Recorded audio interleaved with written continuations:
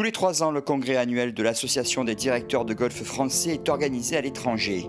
C'est Dubaï, la ville érigée en plein désert où les gratte-ciel poussent aussi rapidement que des palmiers, qui est choisi cette année. Un programme très rythmé est proposé aux 125 directrices et directeurs présents.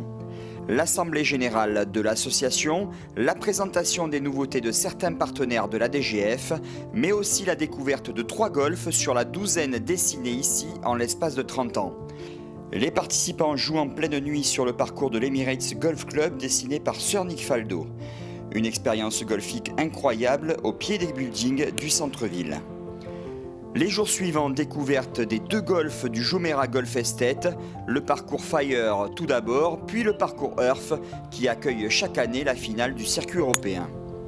Les directeurs ont pu tester les prestations proposées par ces structures et obtenir des informations supplémentaires lors d'une présentation de Christopher May, le directeur général de Dubai Golf. Enfin, une grande première a parachevé ce congrès Dubai Yacht avec l'organisation de tables rondes pour débattre autour de 3 thèmes, le développement de la filière golf, le tourisme et le développement durable. Cette première expérience a été saluée par tous les participants. Après ces 5 jours ici à Dubaï, Denis Fabre, directeur du golfe de Saint-Cloud et président de la DGF, dresse un bilan très positif de ce congrès 2019.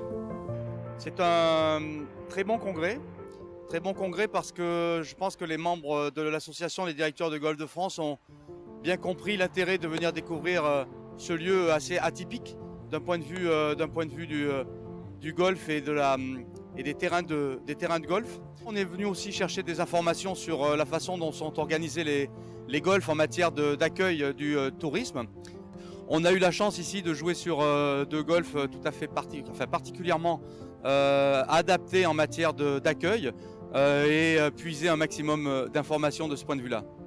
Le point sur lequel on a travaillé également était un point sur le développement durable et il est vrai que cela fait partie beaucoup de nos axes de réflexion aujourd'hui et nous travaillons avec nos partenaires institutionnels sur ces sujets qui sont extrêmement clivants. Au-delà de ça, on a pu travailler à la fois sur le développement de la pratique du golf, mais comme on le disait tout à l'heure, sur le développement du tourisme. Donc l'objectif, c'est de faire en sorte qu'on ait un peu plus de développement du nombre de golfeurs qui nous permettrait d'avoir un peu plus de moyens, un peu plus de capacité à investir et donc de se mettre au niveau également pour le plus grand nombre de nos structures, au niveau pour accueillir à la fois des joueurs locaux, français, mais aussi des joueurs étrangers.